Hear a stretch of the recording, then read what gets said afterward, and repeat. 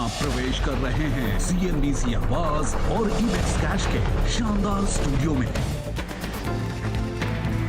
नमस्कार, सीएनबीसी आवाज और इबेक्स कैश के स्टूडियो में आपका स्वागत है। आपके साथ मैं हूं विपिन भट्ट और आप देख रहे हैं प्रॉपर्टी गुरु। जी हां, प्रॉपर्टी गुरु आपका मनपसंद शो जो बात करता है रियल एस्टेट की। आपके सवालों के जरिए आपकी हर उस शंका का समाधान करने की कोशिश जो रियल एस्टेट में खरीदने बेचने से जुड़ी हुई है, या आप किसी प्रॉपर्टी के बारे में कोई पर्टिकुलर बात समझना या पूछना चाहते हैं। और वैसे भी इस वक्त तो त्योहारी सीजन चल रहा है जब बहुत सारे लोग प्रॉपर्टी खरीदने के लिए निकल रहे हैं। तो आज भी हम ढेर सारी बात करेंगे, प्रॉपर्टी बाजार का ताज़ा हाल जानेंगे और आपके सवालों के जवाब भी देंगे। और ये सारी बातचीत करने के लिए हमारे साथ मौजूद हैं प्रॉप स्टोरी के को फाउंडर आशीष महाजन साहब। आशीष जी, बहुत स्वागत है आपका प्रॉपर्टी गुरु में। और हम इससे पहले कि अपने दर्शकों को इन्वॉल्व करें और उनके सवाल जवाब लें, हमेशा की तरह एक मार्केट एनालिसिस, एक छोटा सा ब्रीफ आपसे लेना चाहेंगे कि अब तो ऑलमोस्ट हम mid of the festive season है, जब अब दिवाली आने वाली है और आगे न्यू ईयर तक भी यही माहौल रहने वाला है और अच्छी खासी खबरें हम लगातार पढ़ रहे हैं रियल एस्टेट मार्केट को लेकर।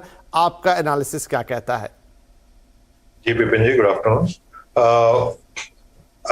जो आपकी असेसमेंट है कि यस, जो सेंटिमेंट्स हैं वो डेफिनेटली काफी चेंज हुए। हम पिछले कई टाइम से बात भी करते आ रहे हैं। और अगर स्टॉक मार्केट किसी चीज का इंडिकेटर है तो रियल एस्टेट के स्टॉक्स जो इतने फेवर्ड नहीं थे, अब कई सारे टॉप फंड मैनेजर्स वगैरह ने भी उनके ऊपर रिकमेंडेशंस देना शुरू कर दिए हैं टू बाय द शेयर्स। और शेयर्स काफी ज्यादा जंप करे हैं क्योंकि कंपनीज का बिजनेस काफी ज्यादा सिग्निफिकेंटली इंप्रूव हुआ है। और हर एक का जो आउटलुक है, बेसिकली मार्केट में क्या हो रहा है, मार्केट में कंसोलिडेशन हो रहा है। तो जो लिस्टेड कंपनीज है या साइजेबल कंपनीज जो अभी लिस्टेड नहीं है लेकिन कहीं ना कहीं पे किसी शहर की अच्छी बड़ी रेप्यूटेबल फर्म्स है, मोस्ट बिजनेस इन्हीं के पास कॉन्सेंट्रेट होता हुआ आ रहा है। और उसका रिस्पॉन्सिबल कौन रहा है? उसका रिस्पॉन्सिबल हमारा सेक्टर ही रहा है कि ओवर द ईयर्स कस्टमर्स और रियल एस्टेट बायर्स इन्वेस्टर्स के साथ काफी धोखा हुआ, काफी प्रोजेक्ट्स इनकम्प्लीट रहे।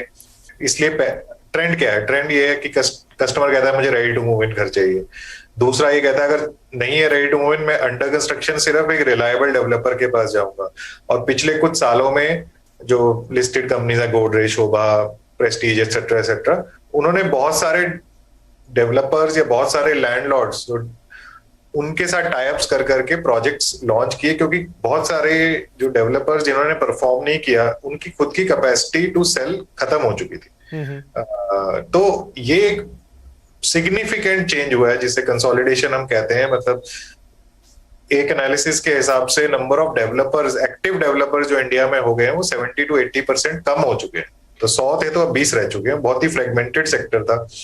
अब इसका दूसरा साइड क्या है? दूसरा पहलू ये भी हो सकता है कि जो हमने एयरलाइन इंडस्ट्री वगैरह में हम कभी बात करते हैं कार्टेलाइजेशन की, चलिए डेवलप रियल एस्टेट अभी भी बहुत वास्ट है तो उसे कार्टेलाइजेशन नहीं बोल सकते, बट जो हम काफी टाइम से बात कर रहे हैं कि मार्केट में नई सप्लाई नहीं है जी। शायद किसी ने भी एक साल में इतनी तेजी से रिकवरी होगी और नए प्रोडक्ट नहीं ऐड होंगे, या सेकंड लॉकडाउन आएगा तो थर्ड लॉकडाउन के डर से लोग अपने प्लान्स को पूरी तरह एग्जीक्यूट नहीं कर पाएंगे, ये किसी ने भी नहीं शायद सोचा था। तो मार्केट की स्थिति ऐसी है कि मैं किसी भी कंपनी के आउटलुक को पॉजिटिव समझ रहा हूं, लेकिन आउटलुक पॉजिटिव तभी होगी जब प्रोडक्ट आएंगे मार्केट में। मैं अपने एक्सपीरियंस से आपको बता सकता हूं, बेंगलोर, गुड़गांव, एटलीस्ट ये दो सिटीज में नई एडिशन नहीं है। बहुत जो एग्जिस्टिंग प्रोजेक्ट्स है वो ऑलमोस्ट सोल्ड आउट हो चुके हैं। और रेडी टू मूव इन मतलब जो बहुत सालों से प्रोजेक्ट चल रहे थे उनमें कुछ स्कैटर्ड इन्वेंट्रीज है। बॉम्बे, पूना में फिर भी काफी लॉन्चेस हुए या हो रहे हैं और उसके कारण नई इन्वेंट्री आई है, लेकिन नई इन्वेंट्री के लिए कस्टमर को कन्विंस करना इतना आसान नहीं। बिल्कुल सही कह रहे हैं आप, क्योंकि हो ये गया है कि एकदम 2-3 साल पास की या 2 साल बाद की कोई चीज दिखती है तो कस्टमर को फिर भी एक भरोसा होता है।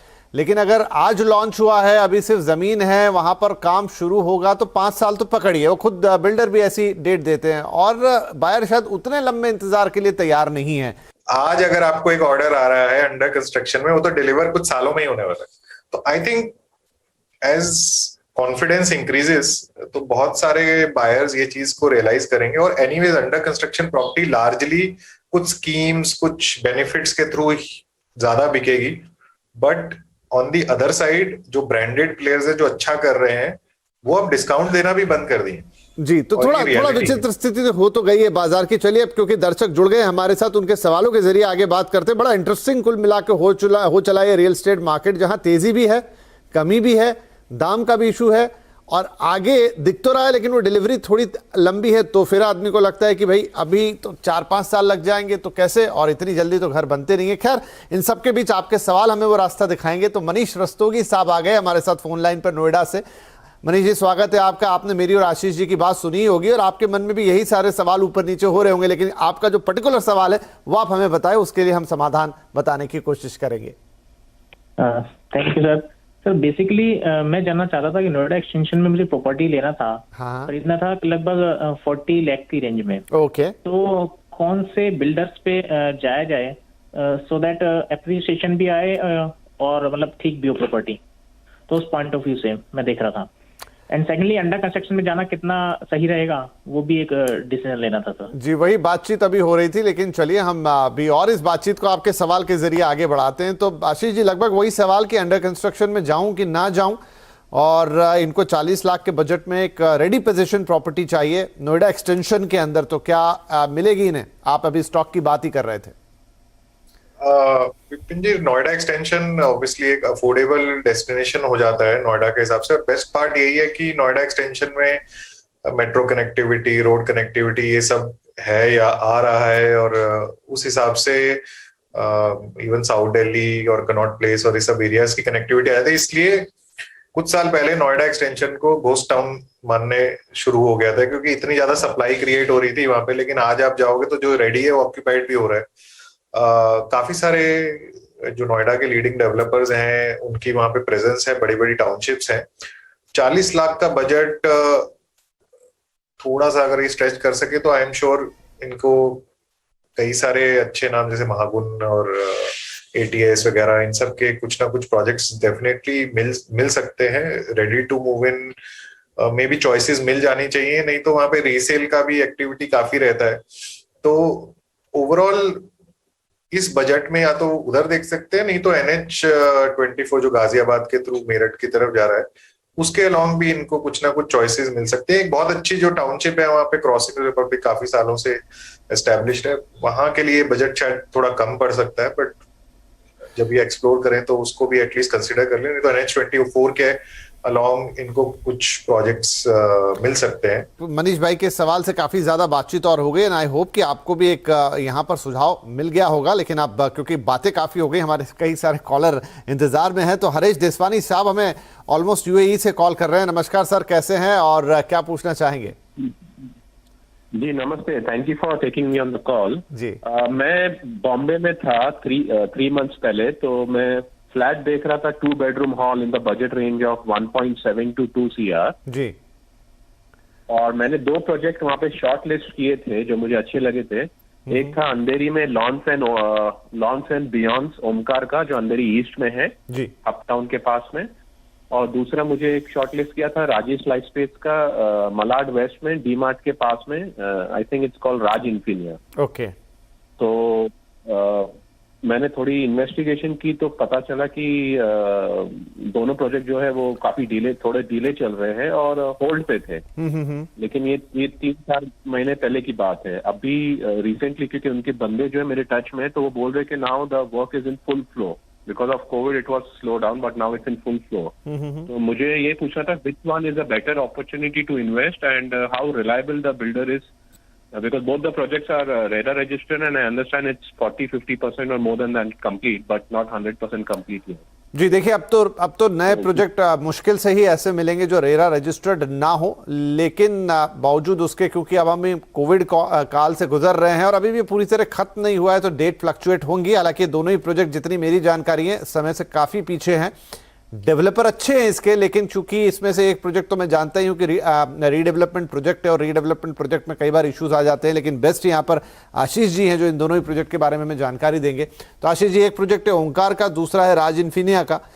थोड़े डिलेज इनको पता लगे हैं, लेकिन जैसे कह रहे हैं कि वापस they are in touch with builder, लेकिन वहाँ से हमेशा बात यही आएगी कि जो वर्क है वो फुल स्विंग में है। लेकिन बाकी की असली कहानी आप ही बताएंगे।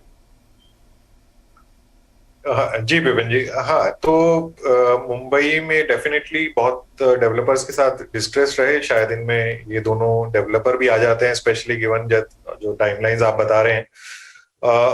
अब बात लोकेशन की है, ऑब्वियसली अंधेरी ईस्ट थोड़ा प्रीमियम लोकेशन हो जाता है बिकॉज वो साउथ बॉम्बे बांद्रा कुर्ला कॉम्प्लेक्स से ज्यादा करीब है, एयरपोर्ट से ज्यादा करीब है। अदरवाइज सोशल इंफ्रास्ट्रक्चर के हिसाब से अगर आप देखेंगे तो Malad location is a very good location of western Mumbai. तो अब ये जो प्रोजेक्ट स्टक थे, अगर वहां पे काम चल रहा है तो अजम्पशन तो यही है कि अब ये काम कंप्लीट हो जाना चाहिए। ओके, और अब ये काफी पर्सनल चॉइस आ जाएगी कि ये इन्वेस्टमेंट के हिसाब से ही देख रहे हैं या एट सम पॉइंट खुद आके रहना चाहते हैं।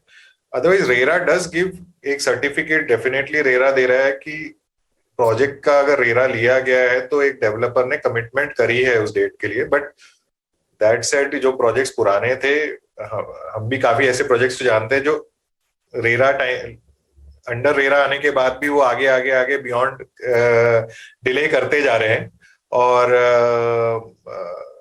ऐसी कोई बायर्स को ऐसी कोई मतलब कंफर्ट नहीं मिल रही है कि ये प्रोजेक्ट्स डिलीवर हो जाएंगे कि नहीं। तो जिस रेट पे आप बता रहे हैं वो रेट लोकेशंस के हिसाब से ठीक लग रहा है। अब बात यह जाती है कि जब आप क्लोजिंग के लिए जाते हैं तो क्लोजिंग के लिए डेवलपर आपका इंटेंट, आप कितना सीरियस हैं उस परचेज के लिए, वो जज करते हैं। और पुराने प्रोजेक्ट्स में डेफिनेटली डेवलपर्स नेगोशिएशन करने को तैयार हैं। जितना प्रोजेक्ट कंप्लीशन की तरफ आगे बढ़ेगा आप भी उसको प्रीमियम देना चाहेंगे बिकॉज आपका कंफर्ट आ जाता है। बट अगर कोई थोड़ा पीछे है तो आपको अच्छा नेगोशिएशन मिल जाएगा।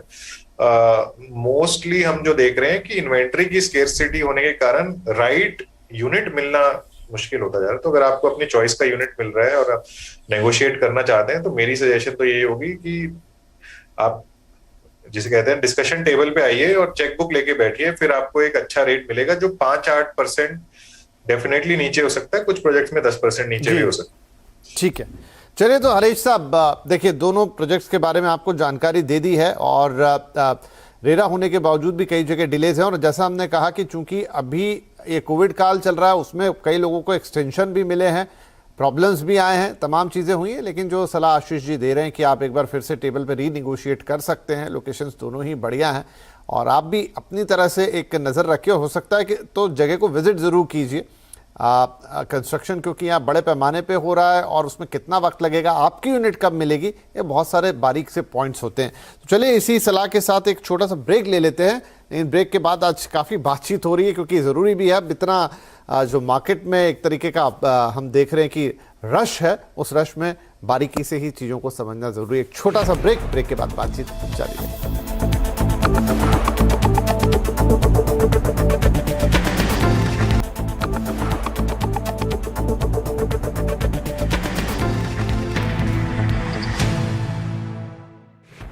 वेलकम बैक, सीएनबीसी आवाज पर आप देख रहे हैं प्रॉपर्टी गुरु और आपके साथ मैं हूं विपिन भट्ट और आशीष महाजन साहब हमारे साथ बने हुए हैं, आपके सवालों के जवाब दे रहे हैं। चलिए फटाफट कुछ सवाल ले लेते हैं।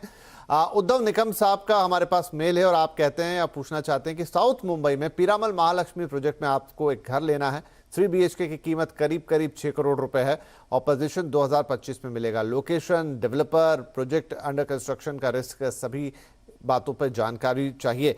तो आशीष जी, ये तो काफ़ी हाई टिकट प्रोजेक्ट है पीरामल महालक्ष्मी और 3 BHK 6.1 करोड़ का यहाँ पर जा रहा है, 2025 का पोजीशन है। क्या लगता है, क्योंकि इनको भी वही सारे सवाल हैं इनके मन में कि तमाम चीज़ें, डेवलपर, लोकेशन, अंडर कंस्ट्रक्शन, क्या होगा, क्योंकि रकम काफ़ी बड़ी है। देखिए, ये Piramal Mahalakshmi, first of all जो डेवलपर है पीरामल्स, तो ये तो यहाँ पे नेम चेक तो हो ही गया कि एक क्रेडिट वर्दी, नेम वर्दी ऑर्गेनाइजेशन है। तो इनको डेवलपर्स के यहाँ से तो आपको कोई प्रॉब्लम नहीं आनी चाहिए क्योंकि पीरामल्स एक काफी बड़ा लार्ज एस्टेब्लिश ग्रुप है हमारे देश का। दूसरा आ जाता है महालक्ष्मी, ये रेस कोर्स फेसिंग प्रॉपर्टी है, कुछ यूनिट्स इसमें प्रीमियम यूनिट्स होंगे जो रेस कोर्स को फेस करते हैं। तो हर शहर, हर वर्ल्ड वाइड ऐसे मुंबई जैसे जो शहर हैं उनके अंदर कुछ एड्रेस होते हैं जो एक प्रीमियम कमांड करते हैं, तो महालक्ष्मी उनमें से एक एड्रेस हो जाता है मुंबई का। अब तीसरा, हमारे देश में आर्थिक व्यवस्था इस तरह से है कि हर दूसरे दिन आजकल एक नया कंपनी स्टॉक मार्केट में लिस्ट हो रहा है। अब ये कहने का मतलब इसमें दो तीन चीजें हैं। एक तो हमें दिख रहा है कि वेल्थ क्रिएशन हो रही है एंटरप्रेन्योर्स की, जो अपनी कंपनीज को लिस्ट कर पा रहे हैं, विच मीन्स कि हमारे देश में इतना पैसा आ रहा है, जो पैसा कुछ लोगों में बट रहा है, और वो जब जो उसमें हायर लेवल ऑफ इनकम में, हायर लेवल ऑफ वेल्थ में है, वो इस तरह की प्रॉपर्टीज की डिमांड करेंगे। और पिछले कुछ सालों में हाई टिकट प्रॉपर्टीज शायद सिर्फ बॉम्बे में लॉन्च हुई, क्योंकि बॉम्बे की मार्केट ही उस तरह की थी। अदरवाइज बहुत सारे शहरों में तो हाई टिकट प्रॉपर्टीज लॉन्च ही नहीं हुई, उसकी कमी सी हो गई है। तो अब ये जो है, ये आपको एक, और मुंबई की एक बहुत बड़ी कैटेगरी ऑफ प्रोफेशन वो फाइनेंस सेक्टर रिलेटेड, और फाइनेंस सेक्टर बहुत अच्छा कर रहा है बिकॉज ऑफ आईपीओज एंड तरह तरह के फंड्स और फंडिंग हो रही है हमारे देश में। तो इन सब में लोगों की इनकम्स काफी सिक्योर हो गई, काफी बेटर हो गई। तो ये सब के कारण साउथ बॉम्बे, जिसे फाइनेंस कैपिटल भी बोला जाता है, वो तो अच्छा करेगा ही करेगा। तो प्राइसेस, अगर आपको एक ठीक ठाक अभी जो प्राइस मिल रहा है, शायद इससे अप्रिसिएशन भी बहुत तेजी से हो जाए। वो एक सर्टेन नंबर तक हो सकती है बहुत तेजी से, उसके बाद शायद वो थोड़ा स्लो डाउन कर जाए। तो लोकेशन वगैरह के हिसाब से, प्रॉपर्टी डेवलपर के हिसाब से तो कोई इशू नहीं है। इस तरह की प्रॉपर्टी में मे बी डेवलपर बहुत ज्यादा नेगोशिएट अब ना करे, प्रॉब्ली एक साल पहले ज्यादा नेगोशिएशन हो रही थी। Otherwise if you can afford, तो इस तरह का लग्जरी प्रॉपर्टीज जो है वो मे बी उतनी सारी है नहीं। ठीक है, चलिए, तो यहाँ पर उद्धव साहब के लिए सलाह यही है कि नाम बढ़िया है, प्रोजेक्ट भी बढ़िया है, और क्या सिनेरियो था वो पूरा समझा दिया यहाँ पर आशीष जी ने। तो आपके लिए गो अहेड है, आप इसमें जा सकते हैं, और हो सकता है आगे चलते हुए इसमें तेजी से अप्रिसिएशन भी आए, ऐसी उम्मीद कर सकते हैं। चलिए, इसी के साथ वक्त हुआ एक और छोटे से ब्रेक का। ब्रेक के बाद बातचीत जारी है।